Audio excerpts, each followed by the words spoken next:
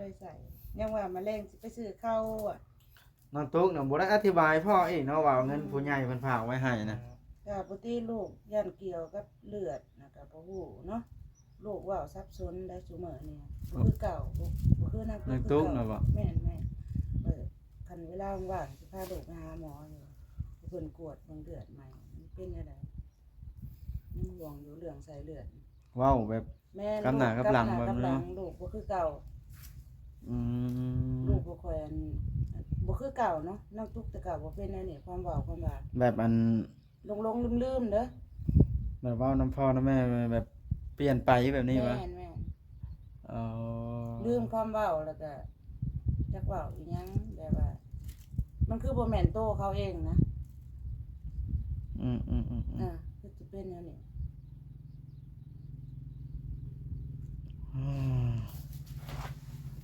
นั่นแหละคนเด็กน้อยได้ลูกเนาะ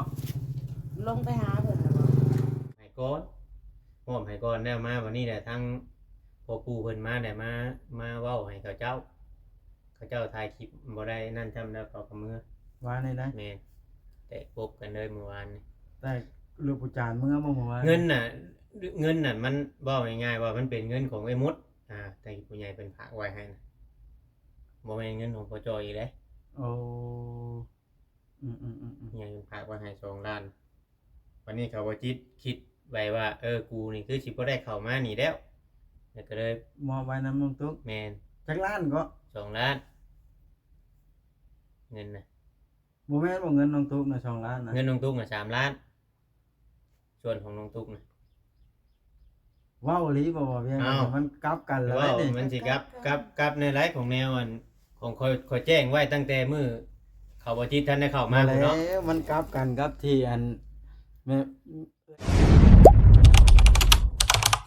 อย่าลืมกดติดตามเพื่อเป็นกำลังใจให้ผมด้วยนะครับทุกคนขอบคุณมากๆครับพี่น้องไอ้โดยทักทายสบายดีพี่น้อง FC เบิดสุขุสุคนเปิดภาพขึ้นมื้อนี้ก็มาหาแวะมาเยี่ยมอันพ่อน้องตุ๊กก็คือพ่อจ้อยกับแม่มดเพิ่นล่ะเนาะมดเอาเอิ้นน่ะแม่ใหม่น้องตุ๊กน่ะเนาะมาเยี่ยมเพิ่นว่าสิไปบ้านอันดงพุ่งเลยเพราะว่ามันทางแวะทางผ่านทางนี้ก็เลยแวะมาหาเพิ่นก่อนว่าสิไปบ้านดงพุ่งพี่น้องเอ้ยเพราะว่าจุลี่มอบหมายภารกิจให้ไปสั่งลูกติ้งน้ำไอ้น้อยชาวเล่นะพี่น้องเนาะสั่งลูกติ้งจักให้เพิ่นเฮ็ดจัก60-70 อันซะก่อนแล้วสิกายเข้าบ้านป้าแต๋วไปเฮ็ดเฮาให้ป้าแต๋วเว้าง่ายๆซะทาสีเฮ็ดเฮาให้เพิ่นใหม่นั่นแหละเนาะมีแต่ว่ามาแวะเวียนทางนี้เยี่ยมทางนี้ก่อนเดี๋ยวสายจิหน่อยจะขี่แล่นกายเข้าไปตอนนี้ก็ตอนเช้าเนาะประมาณ9 โมงพี่น้องเอ้ยตอนนี้ก็ได้แล้วขี่แล่นกายเข้าไปพุ่นแหละหมู่ว่าวลายายห้างเสียเวลาเนาะไปเบิ่งกันเลยพอจอยกับแม่มดเพิ่นก็บ่ได้ไปเฮ็ดงานมานี่เพราะว่าโรงงานอ้อยน่ะเพิ่นปิดหีบก็เลยงดการตัดอ้อยเพราะว่ามันสิเข้าโรงงานล่ะเพิ่นสิเคลียร์อันโตที่เพิ่นตัดแล้วน่ะก่อนนะเพิ่นก็เลยบ่เปิดให้ตัดอ้อยเนาะเพิ่นก็เลยว่างงานตอนนี้เมื่อวานนี่เป็นจังไดเพิ่นไปทางใดคือบ่เห็นเนาะทางอันบ่าวจิตเพิ่นกับทีมงานบ่าวจิตเพิ่นแหละเนาะมามอบเงินคือว่าบ่เห็นแต่น้องตุ๊กนะเมื่อวานนี่ขี่รถบ่าวแซนขึ้นมาสัมภาษณ์อยู่พี่แหละเนาะเพราะว่าสัมภาษณ์อยู่เพื่อนปู่ย่าเพิ่นน่ะมันบ่สะดวกปานใดเพราะว่าเจ้าเว้าง่ายๆซะเว้าตรงๆแต่แรกๆทำอิฐกับเพิ่นบ่ค่อยแฮปปี้กันนะตอนนี้เนาะเลยสัมภาษณ์บ่สะดวกปานใดไปเด้สมะเขือโอ้แซ่บได้มะเขือน้อยย่ำตอบโอ้นี่พี่น้องเอ้ยกินกับลาบป่ามันละคักแต่แท้นี่สิเป็นนั่งจูจีกันอยู่ในนี่แหละโอ้ยน้ำส้มน้ำหวานนะเพิ่นกินก่อนขอสุ่มคอเว้าจักเล็กจักน้อยนี่เลยเอาปุระขวด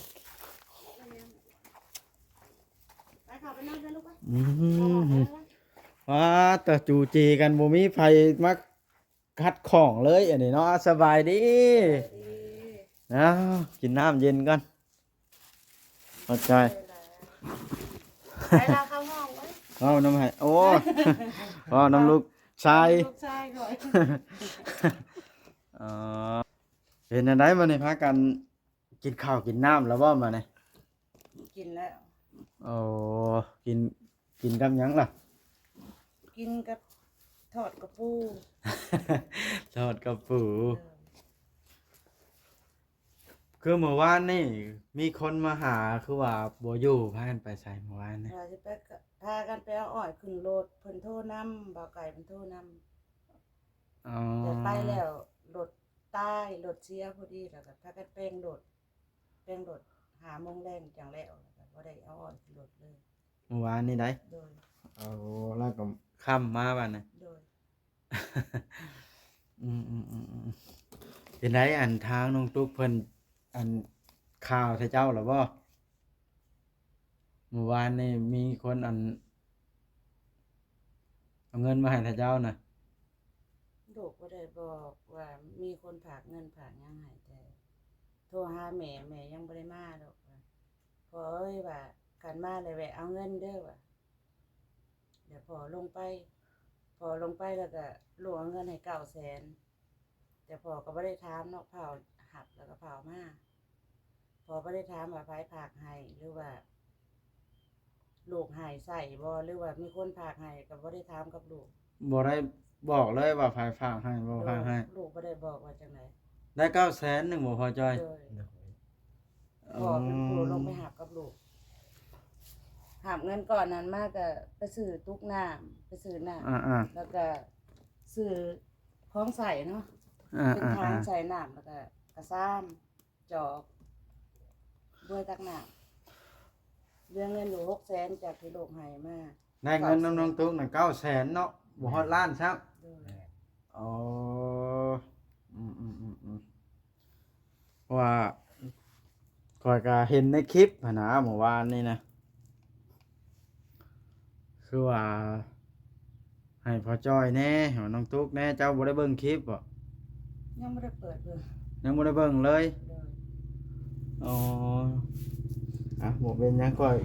บ่ฮู้ว่าเท่าใดกันแท้เรื่องเงินนะเพราะว่าผู้ใหญ่เพิ่นฝากมาทางบ่าวจิตเมื่อวานนี่บ่าวจิตเขามามอบให้แล้วบ่เห็นแต่เจ้าเพิ่นละฝากไว้ทางน้องตุ๊กนะเพราะว่าเพิ่นบ่อยากเข้ามาหลายเทื่อเข้ามาแล้วอยากให้แล้วเวียกแล้วงานเลยหั่นนะอืมว่ามามอบให้ท่านเจ้าด้วยอันฮอนมือท่านเจ้าบ่แม่นเนาะเมื่อวานบ่ได้อยู่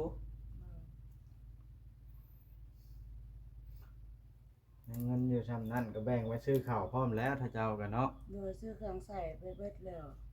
อ๋อ ยังเหลือเงิน600,000จากลูกให้900,000 ซื้อตู้ ก็ น้ำ ทายเพิ่นเบิ่งที่หมอบเงินลูกหมอบเงินให้เมื่อวาน เจ้าทายบอกเลยอัน บอกเจ้านั่นแหละบอกเจ้าแหละเป็น เงินกับโมแม่นเงินก่อยดอกว่าเพิ่นมันเป็นเงินผู้ยักษ์ผู้ใหญ่เพิ่น เพิ่น โอ้ซื้อจอกชื่อกระบวยกระซ้ำไว้ใช้กระถางนี่ก็แม่นบ่ แม่น อ๋อมันขาดคู่อันเด้ในเฮือนนี่เนาะกระแจพร้อมนี่ก็แม่นนี่เบิ่งนี่เนาะเขาบ่ซื้อคือมื้อนั้นแหล้วเห็นเป๊ปซี่ก็ญาติกันเนาะ ได้ซื้อ อ๋อมานี่เด้เป็นจังไดมานี่หยุดงาน แน่นยุบ มันคือเว้าแล้วเนาะเพิ่นปิดอันนั้นเนาะ เพิ่นปิดล่างนี่เพิ่นล่างมานะเพิ่น อืมสำบายแล้วถ้าเจ้าอยู่สองผัวเมียผัวบ่าวเมียสาวซ้ำบ่มีลูกจักคน บ่มีผู้สอตื่นมาคำว่าจูจีกันอย่างเดียวอืมนอนนอกเลยบ่นี่คือมีที่นอนนี่ มันนอนหลินซื่อนอนเช้าเย็นซื่อ ๆมันบ่มีหมอนเนี่ยหมอนข้าง ๆปุ่มผ้าเฮ็ดหมอนบ่ เลย หมอนบ่ได้มีจักหน่วยบ่เดี๋ยวนี้ มันยังบ่มียังบ่ได้ซื้อ โอ้ ประหยัดเงินก่อน ที่นอนได้ซะนอนแบบนั้นนอนฉานได้บ่ ปูผ้าห่มนอนพื้นหนึ่ง ปูผ้าห่มนอน เลย ที่นอนกับบ่มีน้องทุกข์เนาะค่อยถามแล้วอย่างนี้ว่าอย่างลาวกูมาอยู่พี่เราอ่ะบ่ขึ้นมาเนี่ยแต่ก็สิอยู่พุ่นจนลูกมันหันลูก ใหญ่พุ่นละเพิ่นว่าเพิ่นอยู่ใส่สะดวกก็ให้เพิ่นอยู่เนาะ โดย นี่ ตา ว่าม ใจลูกบ่ได้คาดขวางลูกลูกอยู่ไสมีความสุขเฮาก็มีความสุขคือกัน เฮาก็อยู่พี่เนาะ โดย ลูกสะดวกบ่อนใดก็ให้เพิ่นอยู่บ่อนนั้นแต่ว่าเฮาก็เบิ่งห่างๆแล้วล่ะคันอยู่กับเพิ่นเฮาบ่ได้อยู่นำเฮาเนาะ โดย มันก็บ่แม่นว่าสิไปญาติเบิ่งน้ำหมู่มันสิผิดกันเฮ็ดแบบนั้น ลูกอยู่หั่นก็ทางแม่หมดอยู่ดีใจแน่เพราะว่าคันขึ้นมาอยู่นี่แม่กับพ่อสิได้ไปเฮ็ดเวียกตลอด ดีใจอีกแบบหนึงแต่ลูกอยู่ลมน่ะอยู่กับปู่กับย่าก็ดีใจอยู่ เพราะว่าคันขึ้นมาอยู่นี่พ่อกับแม่ต้องไปตลอดจังซี่นะมีแต่ค่ำแล้วจังมานอนมันก็บ่ได้อยู่กับลูก มันบ่มีเวลาเบิ่ง แม่ เนาะ นแม่น แม่นๆเพราะว่าเขาเจ้าก็นอนกลางคืนซื่อ แม่นแม่น ๆคันสมมุติว่ามาอยู่กันเนาะ อ่า เขาเจ้าก็ต้องไปทำงานเลี้ยง อ่า ปากเลี้ยงท้อง แม่นแล้วบ่มีผู้เบิ่ง ดี อีกอย่างผัวเราก็ไปคือกัน แม่น คันสมมุติมาอยู่สิเหลือแต่น้องทุกข์ผู้เดียว เพราะว่าปู่กับย่าเพิ่นบ่ค่อยไปไสก็ยังว่าลูกอยู่นำก็อุ่นใจเนาะ แม่ มัน นขึ้นมาอยู่นี่ข่อยก็ยังกุ้มใจมันสิไปเฮ็ดเวียกเฮ็ดงานก็มันบ่เต็มที่เนาะแต่ว่าเป็นห่วงลูกแล้วแต่ว่าลูกอยู่นี่นะคิดจังซี่ซะเนาะ แม่นแล้ว อ่า ถึกแล้ว โดย อยู่พุ่นก็ได้เนาะ แม่น มันแม่นอยู่เฮือนน้องตุ๊กอยู่พี่ก็เนาะ แม่น มันหักความสะดวกการดูแลหั้นแหล้ว แม่นบ่พอจอย แน่น พ่อจอยนี่บ่มักเว้าหยังเพิ่นนี่เนาะ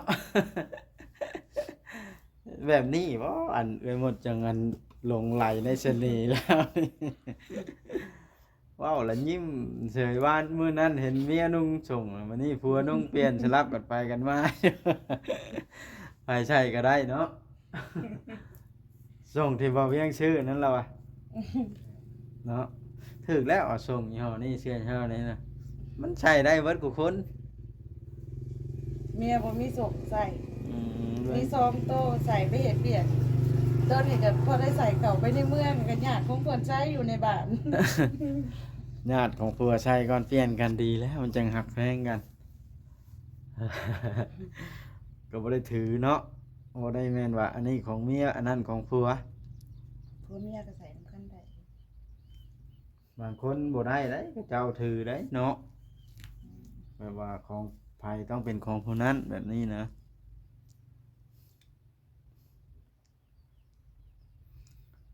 เป็นไงเงินเรื่องซื้อดินซื้อดอนเก็บได้เพิ่มเติมหรือปะนี่มันยัง2,000คือเก่า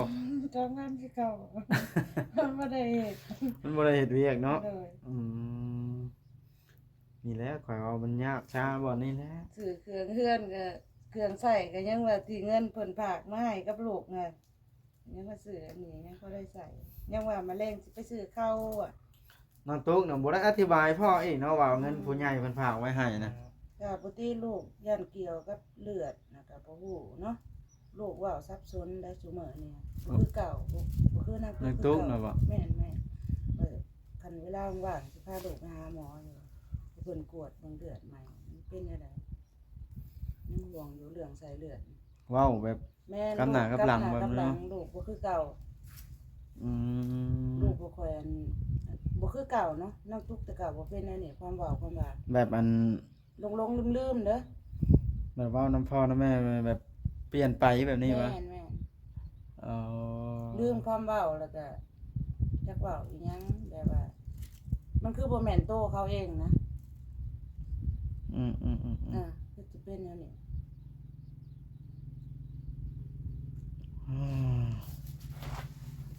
นั่นแหละคนเด็กน้อยได้ลูกเนาะ ลงไปหาเพิ่นน่ะบ่ น้องตุ๊กน่ะวะ โดน ค่อยลงไปหาแล้วลงไปถามแล้วว่า ถามว่าแนวใดเสียว่าเรื่องเงินเรื่องหยังกันว่าถามกันว่าโหหรือว่าเพิ่นสิเว้าแนวใดอีกเพราะว่าอยากรู้ว่าความคิดของเขามันกลับไปกลับมาแนวใดหั่นน่ะ เรื่องเงินน่ะบ่ อ ข้อยก็บ่เข้าใจน้ำข่าวน้องตุ๊กได้น้องตุ๊กนี่อาจสิคิดเองบ่ได้ได้เพิ่นนี่ นั่นแหละแม่เป็นห่วงเว้าก็พออยู่ ยันคิดเองบ่ได้ยันให้ผู้อื่นน่ะบริหาร มันล่าสิผิดกันกับพ่อกับแม่ตัวเองบ่แม่นหยังดอกข้อยก็บ่จักได้เฮ็ดคือกันได้เรื่องนี้ก็ได้มีแต่ว่าข้อยบอกแล้วว่าวันนี้ข้อยสิบ่ได้เข้ามาหาแล้วว่านานๆทีเบิดภารกิจข้อยแล้วข้อยช่วยพ พาเจ้าไปโรงพยาบาลโรงหมอข่อยว่านะพาใส่เลือดใส่ยาง แต่ว่าเรื่องช่วยเหลือในชีวิตประจำวันบัดนี้ล่ะข่อยนะพอแล้วนะคันไปอยู่เพิ่นคำมาอยู่พอแต่ลาวผู้เดียวเนี่ยอาจสิมีผู้ฮักผู้แพงหลายอยู่เพราะว่าเข้าไปหั่นน่ะเป็นหยังจังว่านั้นเว้าขออนุญาตนำ FC น่ะเพิ่นนั้นคือเว้าหั่นล่ะ แหน่ เข้าใจอยู่เนาะบ่เว้าออกกันเนาะ ได้ เพราะว่าเป็นหยังจังว่านั้น FC ผัด FC ทางเบาเตียงน่ะหลายแล้วเพิ่นน่ะอันผิดกันกับเบาเตียงหั่นนะเพิ่นก็เลยบ่มักกันปานใดหั่นนะในข้อนั้นล่ะแต่ว่าเรื่องเฮากับเพิ่นน่ะบ่ได้มีข้อผิดกันดอกเฮาก็แนวใดก็ได้เฮาผัดบ่ได้ผิดกับเพิ่นแบบนี้นะ แต่ว่าเพิ่นกับ FC น่ะอาจสิมีแนวผิดใจกันก็เลยค่อยก็บ่อยากเฮ็ดผิดใจ FC กันสิเข้าไปดูก็ได้หั่นนะเพราะว่าคำเพิ่นมาอยู่พี่นี่อาจสิมีผู้ช่วยเหลืออยู่น้องตุ๊กเนี่ยเพราะว่าช่วยเพิ่นนี่อาจสิช่วยเหลือในที่บ่จักที่จักแดนหั่นแหละคนเด็กน้อยบ่จักความคือถ้าเจ้าก็อย่างนี้แล้วบอกชอนหยังก็บ่ได้เพราะว่ามันบ่ได้อยู่กับท่านเจ้าเด้ เราเคย สวัสดีเด้อทางประจอย สบายเอ้าบ่ยังใช้ไปจังไดมาจังไดอันนี้โทรเพิ่นบ่รับ โทรเพิ่งได้ วานนี่ บ่แม่นดอก บ่แม่นว่า โทรเพิ่งได้ โทรวานนี้ ยิน อ๋อ ก็ว่าแม่นตอนข่อยนอนมาจ้ะ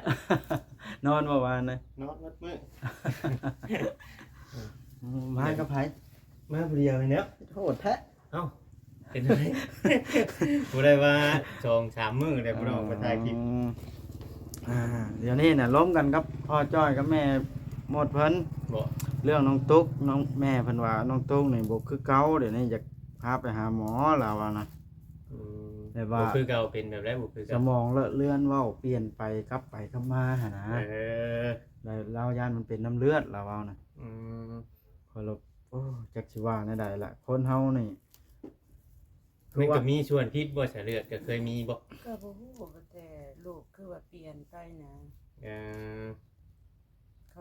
จือจำอีหยังบ่ค่อยได้เลยพอกับหน้ากับหลังคอยเลยเป็นห่วงว่ายันเป็นหลายกว่าหั่น อื พาไปหาเบิ่ง ม หมอมันเหนื่อยได้ว่า ยันว่าอัน เกี่ยวกับ เลือดแบบว่าบางคนเว้าบ่ได้ทั้งเทื่อผู้ใดเขาอยากได้เงินแหละ อ่า เขาเอาเลือดมาเนาะมันเคยมีได้อยู่โรงหมอตะกี้แต่เฮาไป อ่า อ่าคนหาคนนำทั่วไปเนี่ยเขารู้สึกว่าเขาแกงแห้งเนี่ยเอาเลือดไปหาโรคคายหาเจาะตามห้องหมอนะแบบเขาดึงกับแพทย์กับหยังอะนะ เออ มันเคยมี เพราะว่าบ่เกี่ยวดอกตัวนี้ เพราะว่าน้องตุ๊กนี่อยู่ใส่แล้วก็คิดเองยังบ่ทันเป็นหันนะไปเว้าในใดแล้วก็พังไปในหั่นล่ะ ยันเราขึ้นไปเองเองบ่ ยกขนาดผู้ใหญ่ฝากเงินมาให้พ่อฝากบ่จิตฝากไว้ว่าบ่อธิบายให้พ่อฟังจักคำว่าผู้ใหญ่ฝากไว้ให้เด้อพ่อนั่นนี่มีแต่ว่าเอาเงินให้พ่ เขา อ บอกตั้งแต่มือเขาเข้ามามื้อนั้นแล้วบอกคุณเจ้าอะเนาะอ่าเขาบอกแล้วนะ นั่นแหละจังว่านะ บัดนี้น่ะเรื่องของเรื่องน่ะที่จริงอ่ะเมื่อวานนี่น่ะที่จริงอ่ะเราชวนข่อยมาอยู่บัดนี้แหละข่อยบ่ได้มาได้บัดนี้แหละเงินน่ะเรามอบให้ก่อนแล้วมาวันนี้แหละทั้งพ่อปู่เพิ่นมาได้มาเว้าให้เขาเจ้าถ่ายคลิปบ่ได้นั่นจำได้เขากับมือ ว่าในนั้น แม่นแต่ปบกันเลยเมื่อวานนี่ แต่ลูกผู้จานเมื่อบ่ว่า เงินน่ะมันเว้าง่ายๆว่ามันเป็นเงินของไอ้มดแต่ผู้ใหญ่เป็นฝากไว้ให้นะบ่แม่นเงินของพ่อจอยอีกเด้ โอ้ผู้ใหญ่เป็นฝากไว้ให้2ล้านวันนี้เขาบ่จิตคิดไว้ว่ากูนี่คือสิบ่ได้เข้ามานี่แล้วก็เลย มอบไว้นำน้องตุ๊ก แม่น จักล้านก็ 2 ล้านเงินน่ะ บ่แม่นบ่เงินน้องตุ๊กน่ะ2ล้านนะ เงินน้องตุ๊กน่ะ3ล้านส่วนของน้องตุ๊กน่ะ ว้าวอีหลีบ่เพียง อ้าว มันกลับกันแล้ว ว่า นี่ มันสิกับในไลฟ์ของแนวอันของคอยแจ้งไว้ตั้งแต่มื้อเขาบ่จิตท่านได้เข้ามา แล้ พุ่นเนาะ วมันกลับกันกับที่อันแม่หมดเพิ่นเว้ากินนี่เงินน่ะได้มาจำนวนที่ได้มาน่ะมันต่างกับเว้า 900,000เดี๋ยวเว้าพี่น้ำข่อยเช้านี่เนาะ ได้เอาแชร์ เจ้าเข้ามาเท่านึงแล้วบ่เลยนี่ ข่อยโทร โทรเฮ็ดคลิปเท่านึงแล้ว บ่ได้เฮ็ดคลิปหรอกมีแต่ว่าข่อยโทรถามเบิ่งเพราะว่าอันผู้ใหญ่เพิ่นก็อยากฮู้หั่นนะ ว่าเอาเงินให้แล้วเพราะว่ามันบ่ได้เห็นชุมเจ้าหั่นนะเพิ่นว่าน้องตุ๊กนะสิให้ชุมเจ้าแท้บ่แบบนี้นะแต่ก่อนก็ได้สิว่าสิเข้ามาเฮ็ดคลิปนี้ให้เพิ่นเบิ่งหั่นแหละมื้อนี้นะ อ๋อ เพิ่นว่าอยากเห็นเพิ่นว่า ลงให้900,000พอมันลงไปเอาผู้เดียวมาแล้วข่อยก็ซื้อน้ำตุกหนึงซื้อถังน้ำซื้อกระซ้ำซื้อจอกเรียกไผเพิ่นเบิ่งเงินที่หับจากลูกมา900,000 อืม แล้วก็ว่าตอนแรกเหลือเงิน600,000ว่าสิไปซื้อข้าว อืม สำนั้นล่ะ เลย ต่อ เพราะว่าอันปูนทุกเข้ามาเมื่อวานนี่นะเฮาก็บ่ฮู้ว่าเขาเจ้าเราเว้าหยังให้เขาเจ้าแหน่เขาเจ้าก็เลยว่า ปบเลย เอายาเลยบัดนี้เลยว่า ตอนแรกเขาก็แจ้งบอกเขาเจ้าอยู่ถ้าว่าบางเทื่อนั้นถ้าว่ามีแต่ชุ่มโตนั้นบางเทื่อย่านเราหายเพราะว่าเราบ่พอใจหยังสักอย่างนี่แหละ ตั้งแต่พิษกันในคราวนั้น แม่น เนาะ แม่นแม่นอันนี้เขาก็เขาก็บ่ฮู้จักว่าเมื่อวานนี้เขาบัดเดิกบุญใหม่เนาะเพื่อเก็บตู้เก็บพางกะเที่ยงเนี่ยเขาก็อยากนอนนะก็เลยบ่ได้มานํเขาเจ้า อืมอ้ายมันแนวใดน้องตุกนี่เนาะเริ่มไปไกลแล้วน้อง เว้า ตุก ง่ายๆว่าอันนี้นั่นเฮาก็เว้าง่ายๆว่าบางทีอะเงินสมมุติว่า3ล้านคือของน้องตุ๊กเองก็ย่านเราบ่ได้ถือเองดอกข่อยว่าเนาะ แม่น ในความคิดของข่อยอะ แต่ว่าคอยถามน้องตุกนะเราเบิดไปล้านหนึงเนาะ เบิดไปยัง จ้างน้ำลาแล้วเอาไปใช้หนี้เอาใช้ เดี๋ยวเราเงินเราเท่าไหร่เราเว้านะเว้าวันเจ้า 3 อ่า น้ำลานะแต่ว่าค่อยอันถามเรื่องอันเงินอันพอจ้อยแค่เท่าไรแล้วเราบ่บอกตัวนี้นะแล้วเราเงียบไปเลยแล้วค่อยก็บ่ได้ถามต่อเพราะว่าย่านมันลำบากใจผู้ตอบหั้นนะแล้วค่อยขึ้นมาถามพ่อจ้อยพัดว่าชำนั้นข่อยก็บ่ฮู้จำนวนเงินเนาะ เออหนักใจได้แบบนี้เนาะบ่เพียงเนาะ เจ้าลงไปทางปูหยาเพิ่นก็บ่ได้ว่าในไลน์บ่ หลอก